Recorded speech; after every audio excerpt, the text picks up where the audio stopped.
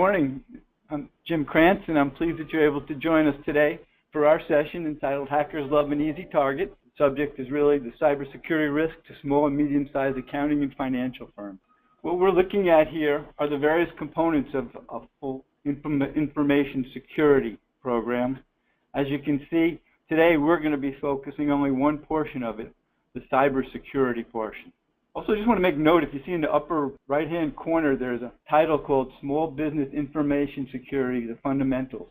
This is a great document that was put out by NIST, providing valuable controls and policies for what is appropriate for a small business. So I recommend you looking into that if you're interested. I thought I'd just share this briefly because people ask me so many times, what's the difference between information security and cybersecurity? Information security is formally defined as the protection of information and information systems from unauthorized access, use, disclosure, disruption, modification, or destruction in order to provide confidentiality, integrity, and availability. Those are the three cornerstones of information security and has been for gosh knows how long. As more and more information becomes digitized, digitally stored, processed, and communicated, cybersecurity has become a key component of information security.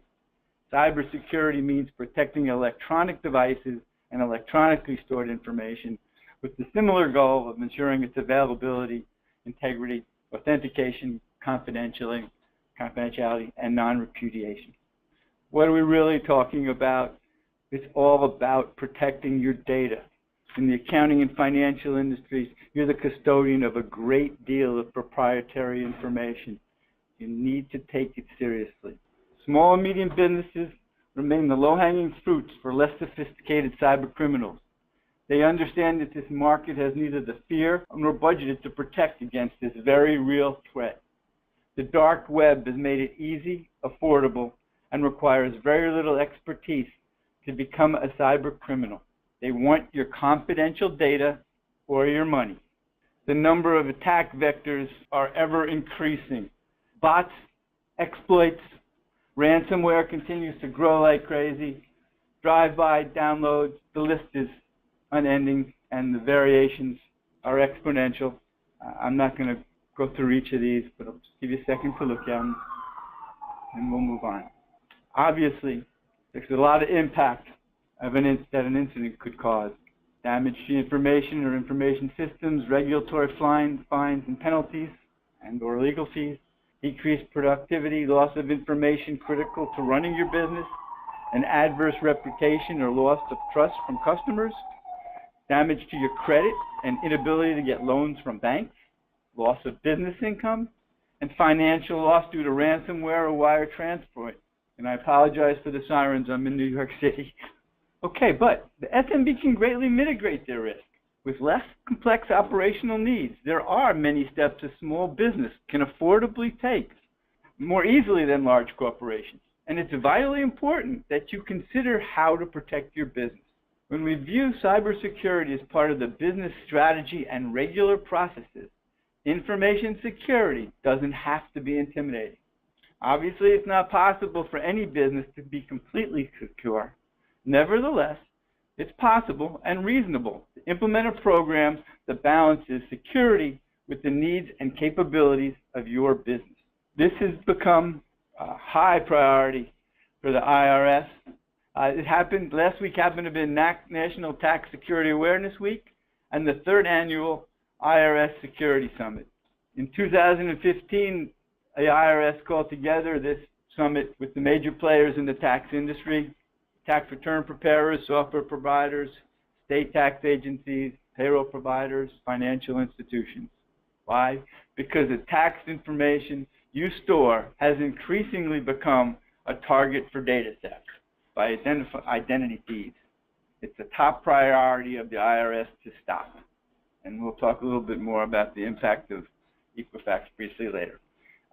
Legal responsibility of all organizations that receive, maintain, share, transmit, or store taxpayer personal information are required to protect this data.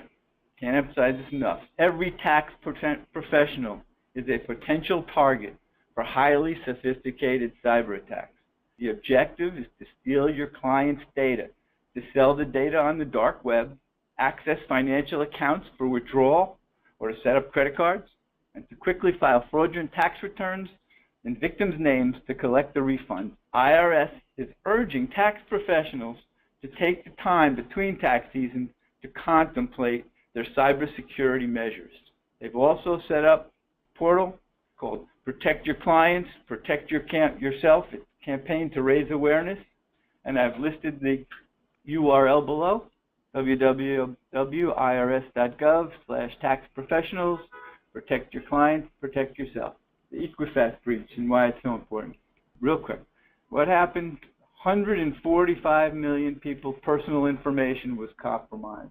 Name, address, date of birth, social security number, the information we traditionally need to verify our identity. And I want to emphasize, you don't have to be an Equifax customer to be compromised by this. I'm going to move on. There were another 209,000 credit card information stolen, but I want to emphasize, and that was only Equifax customers, but the value of the credit cards today are so much less than stealing identity. That's what's important, and that's what this session's about. Okay, but what should you do? You should protect yourself. You need to set up fraud alerts with your banks and credit card companies. Regularly check your credit report. You can space it out among the 3 bureaus that provide a free report.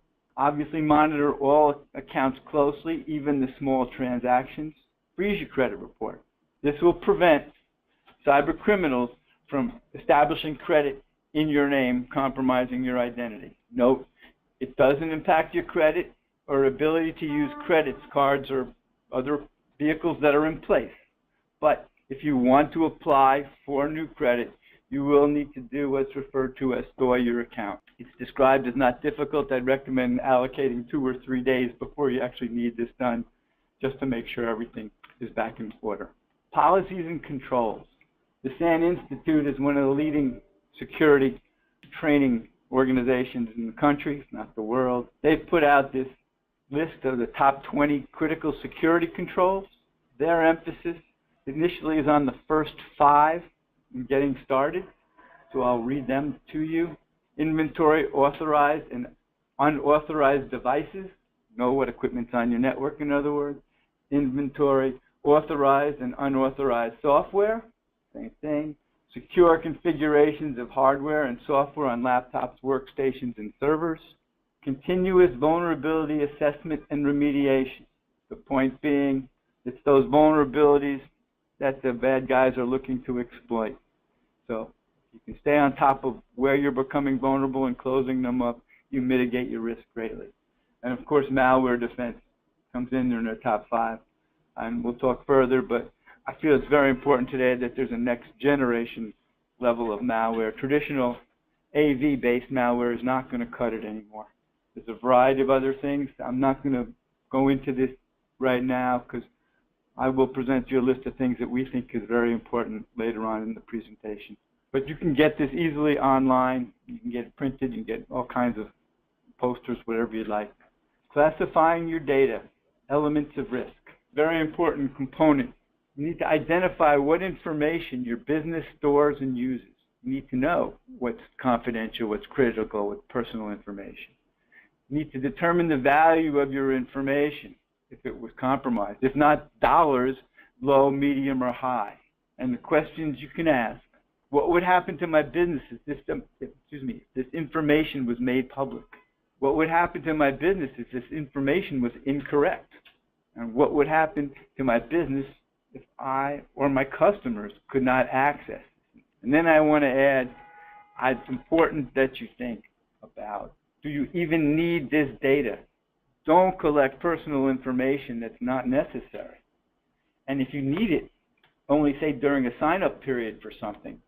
Make sure there's a process in place to discard it promptly afterwards. You don't want to be liable for personal information that you don't need. Problems don't end with technology. We are the risk. It's a lot easier for the bad actors to attack employees than well-managed infrastructures. Understand the primary goal of hackers is to gain access into your network any way they can. From there, it's exponentially easier to achieve their ultimate objectives. Some of the problems we're terrible at password management. We use the same passwords many times, Strong password policies are not strictly enforced by employers. We use easy-to-remember passwords that are easily stolen by brute force hacking tools. We share passwords. And note that many attacks start with stolen or compromised credentials. Passwords and the people who create and use them will remain the biggest weakness for the foreseeable future. Social engineering is another big problem. Phishing attacks and CEO fraud continue to be a major attack vector. I'd like to share that the IRS is making sure everybody is aware, a W-2 phishing attack that's been going on for over a year. It's compromised hundreds of employers and tens of thousands of employees. It's an example of a business email compromise or email spoofing in which the thief poses as a company executive or school official or someone of authority within the organization. Crook will send an email to one employee with payroll access requesting a list of all employees and their W-2 forms. They noted that the subject line has hundreds of variations along the lines of review, manual review, request. And again, so it's been so bad that the IRS has set up a special website to handle it, and it starts with sending an email to data loss at irs.gov. Well, how do we stop this problem? Too many people still click on links they shouldn't, open attachments they weren't even expecting, click on buttons that promise special offers or cure a virus they don't really have, enable macros on Word and Excel documents, as Gardner said. Many of the most damaging security penetrations are and will continue to be due to social engineering, not electronic hacking or cracking. Social engineering is the single greatest risk in the decade ahead. We're highly recommending a security awareness training program. You don't have to develop them yourselves. It's automated. It's available. It's proven to be very effective, as you can see by the graph on the right. And it's really important that we educate our people to the risks that are out there and what to look for. And like I said, it's proven that with ongoing training, the incidents drop dramatically. Okay, I want to talk for a bit about the essential components that we feel are needed to better secure our infrastructures.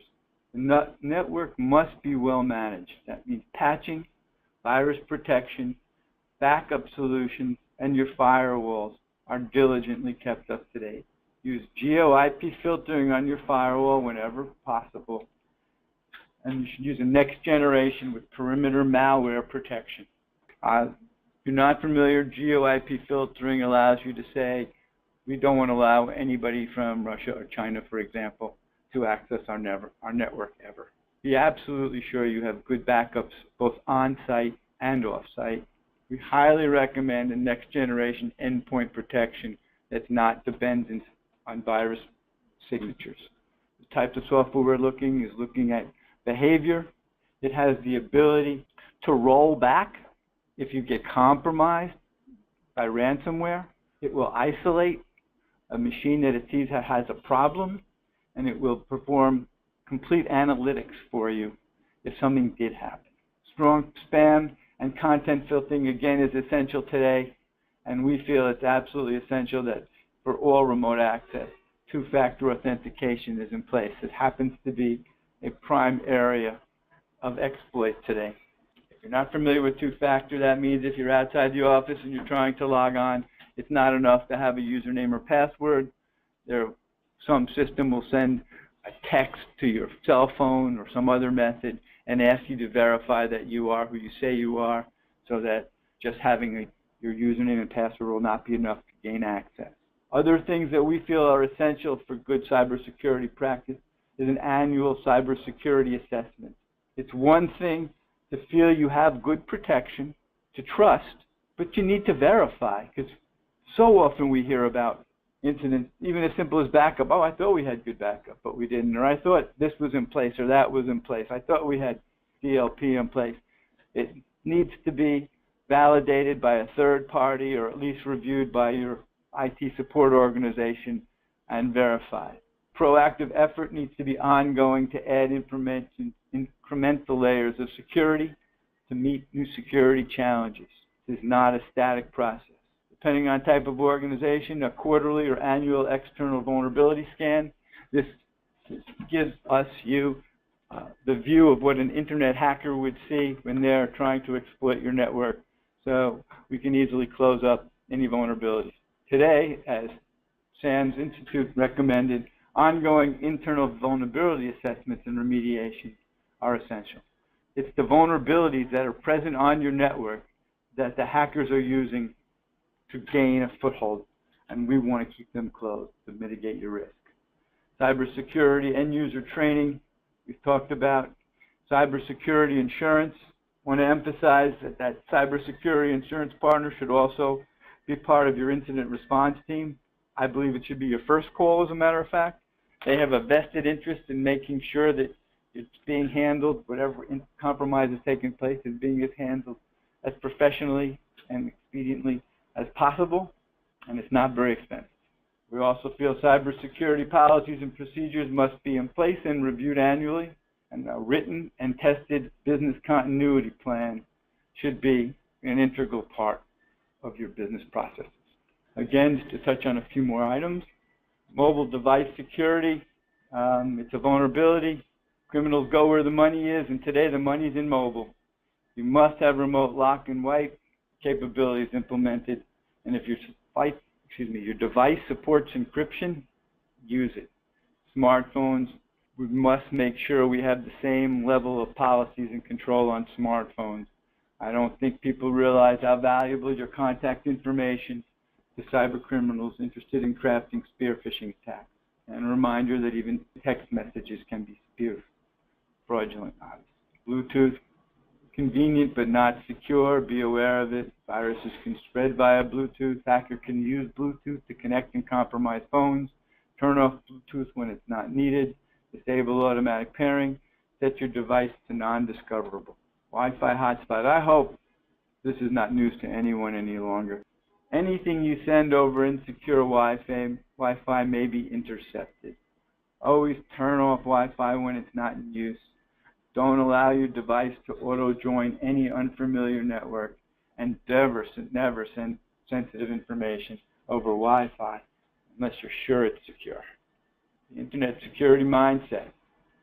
When shopping online, do you check the website security status?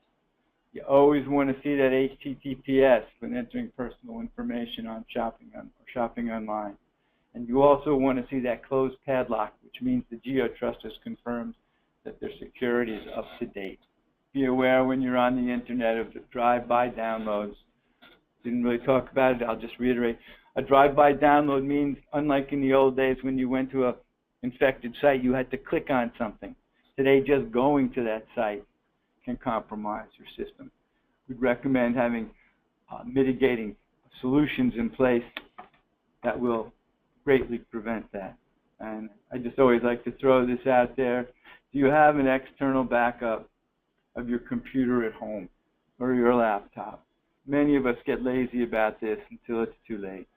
The Internet of Things is a big buzzword today, but they have weak or no security. Known vulnerabilities cannot be patched or upgraded. In corporate environments, these devices should be placed on an isolated subnet of their own. And just a reminder that printers today look a whole lot like PCs. They're an endpoint.